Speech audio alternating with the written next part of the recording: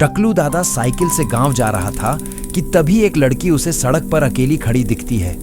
उसे देख के वो चौंक जाता है और रुक जाता है। वो लड़की टकलू दादा के पास आती है और कहती है, मेरी गाड़ी खराब हो गई है, क्या आप प्लीज मेरी हेल्प कर सकते हो? तो टकलू दादा उसे साइकिल पर बिठा लेता है और उसकी गाड़ी की तरफ चल पड़ता है। पर उस लड़की ने झूठ बोला था क्योंकि उसके पास कोई गाड़ी नहीं थी। वो टकलू दादा को आगे एक टर्न लेने को कहती है और वो दोनों घने जंगल में घुस जाते हैं। टकलू दादा को थोड़ा डर लगने लगता है, पर वो लड़की कहती है कि बस थोड़ा और आगे। टकलू दादा जंगल के अंदर जाता रहता है कि तभी वहां 3 लड़कियां सामने आ जाती हैं और रास्ता रोक लेती हैं। टकलू दादा उन्हें देख के हैरान हो जाता है और समझ नहीं आता ये सब यहाँ क्या कर रही हैं। वो सब आके टकलू दादा को घेर लेती हैं और अजीब तरह से मुस्कुराने लगती हैं। टकलू दादा सोचता है ये सब शायद उस लड़की की सहेलियां हैं और वो जैसे ही पीछे मुड़ता है, पहचाना मुझे टकलू दादा। टकलू दादा डर के मारे हिल नहीं पाता और वो चुड़ैल हंसने लगती है। दादा का गला सूख जाता है जब वो देखता है कि वो असली में चारों जंगल की चुड़ैल थीं। टकलू दादा डर के मारे गिर जाता है। वो चुड़ैल नीचे झुकती है और कहती है, याद है तूने मुझे कैसे डंडा मारा था? आज मैं तेरा मांस खाऊंगी और तेरा खून पी के मैं जश्न मनाऊंगी।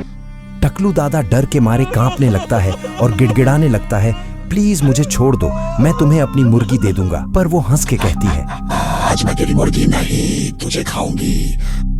और वो चारों उसे बांध के जंगल में ले जाती है जहां उनका चुड़ैल घर होता है। वो उसे एक पेड़ से बांध देती है। बेचारा टकलू दादा रोते हुए चिल्लाने लगता है, हेल्प हेल्प, कोई मदद करो मेरी प्लीज।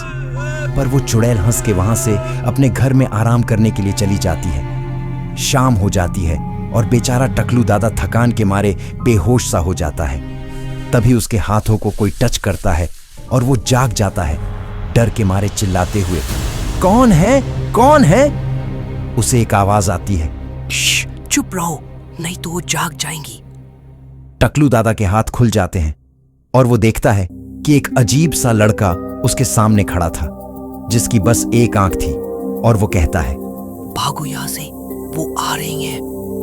टकलू दादा डर के मारे गिरते गिरते भागने लगता है। कुछ ही दूरी पर उसे अपनी साइकिल मिल जाती है और वो तुरंत उस पर बैठकर तेजी से जाने लगता है। थोड़ी देर में सब चुड़ैल सज धज कर आती हैं अपना जश्न मनाने के लिए और टकलू दादा को खाने के लिए। लेकिन वहां आकर उन्हें झटका मिलता है जब वो देखती हैं टकलू दादा तो वहां है ही नहीं।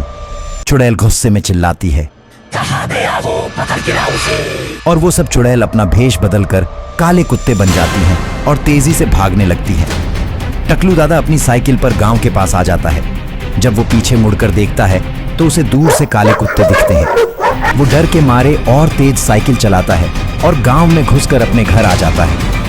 टकलू दादा तुरंत घर में घुसकर अंदर से लॉक लगा लेता है और अपने बिस्तर पर बैठकर राहत के मारे रोने लगता है कि आज उसकी जिंदगी बच गई।